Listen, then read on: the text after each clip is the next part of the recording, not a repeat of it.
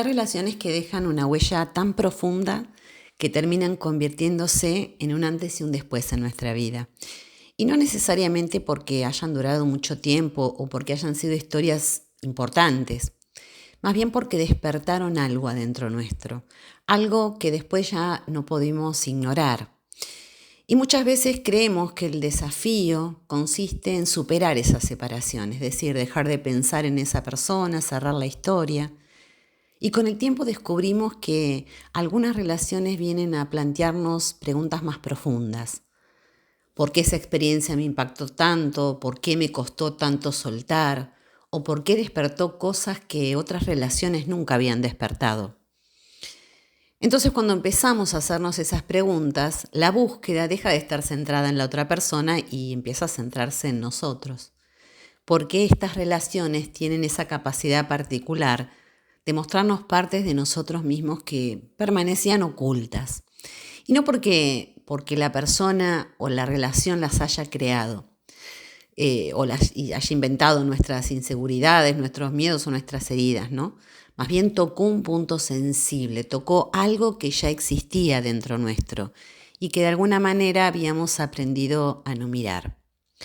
Por ejemplo, muestran cuánto dependemos de la aprobación de los demás o cuánto miedo tenemos a ser rechazados, cuánto nos cuesta poner límites o cuánto nos adaptamos para no perder un vínculo, o cómo aprendemos a medir nuestro valor a través de la mirada de la otra persona.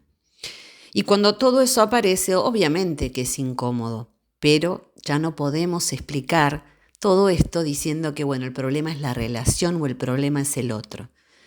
Empezamos a ver que también hay algo nuestro que necesita ser comprendido. Entonces ya el trabajo no consiste en buscar responsables, ya consiste en mirar con honestidad aquello que sigue actuando dentro nuestro. Y en mi caso hubo una relación de este tipo y durante mucho tiempo pensé que el dolor, el enojo, la impotencia tenía que ver exclusivamente con esa historia, ¿no? Con lo que había pasado y con lo que yo esperaba que hubiera sido diferente. Y aunque ese momento no llegué a comprender muy bien, ese dolor fue el que me llevó a iniciar una búsqueda más profunda. Y una búsqueda que no tenía que ver con esa relación, tenía que ver conmigo, con mi forma de amar, con mis necesidades emocionales, con mis patrones, con esas cosas que repetía sin darme cuenta. Y creo que muchas de las personas que están escuchando este video pueden reconocer algo parecido, ¿no? En su historia. A veces una relación termina, pero genera un movimiento interno que continúa despierto mucho tiempo después. Y entonces comenzamos ese camino de crecimiento, buscamos hacer un trabajo con nosotros mismos y así vamos aprendiendo a poner nombre a nuestros patrones, empezamos a entender nuestras heridas, empezamos a poner límites, desarrollamos más conciencia, es decir, empezamos a cuidarnos mejor.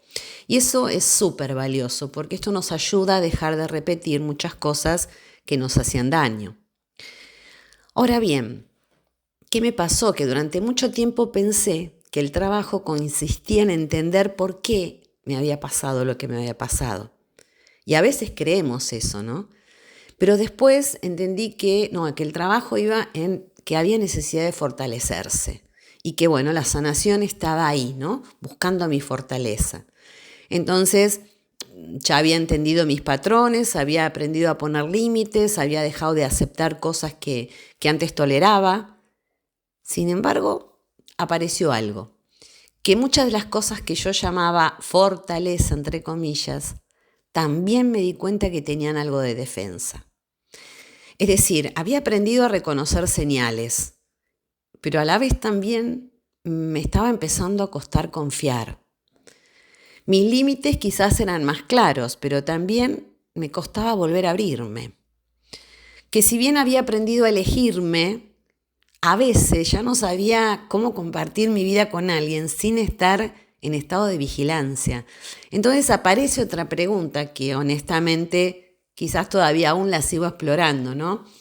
Que si esto que construí nació de la conciencia o realmente nació del miedo. Entonces, ¿cómo sigo cuidándome sí construir una vida alrededor del miedo, o sea, a que algo parecido me vuelva a pasar. ¿Qué es lo que sucede entonces? Que quizás mientras aprendíamos a protegernos, también aprendíamos a cerrarnos, que sí nos íbamos fortaleciendo en nuestros límites, pero también íbamos levantando barreras. Y aprendíamos a elegirnos, claro, pero también empezábamos a desconfiar cada vez más de los demás. Es lógico que después de una experiencia dolorosa uno quiera protegerse, quiera evitar volver a sufrir y quiera estar más atento a todas las señales. Pero a veces el miedo es mucho más complejo de lo que solemos imaginar y no siempre se presenta como miedo. A veces el miedo se disfraza y se disfraza de esa fortaleza, de esa independencia, de esa autosuficiencia, de ese control, de esa exigencia tan alta que al final nadie termina por acercarse lo suficiente. O a veces se disfraza de esta tranquilidad que sentimos cuando nadie puede lastimarnos, pero a la vez no nos lastiman porque nadie logra entrar realmente a nuestra vida. Por eso diferenciar entre amor propio y miedo no siempre es sencillo. Y no es sencillo porque desde afuera pueden parecer bastante parecidos son. Ambos ponen límites, ambos dicen que no, ambos seleccionan los vínculos, pero hay diferencias que son sustanciales. El amor propio elige. Aquí hay conciencia real de lo que se quiere y de lo que se necesita. En cambio, el miedo evita, es decir, aparece una justificación constante.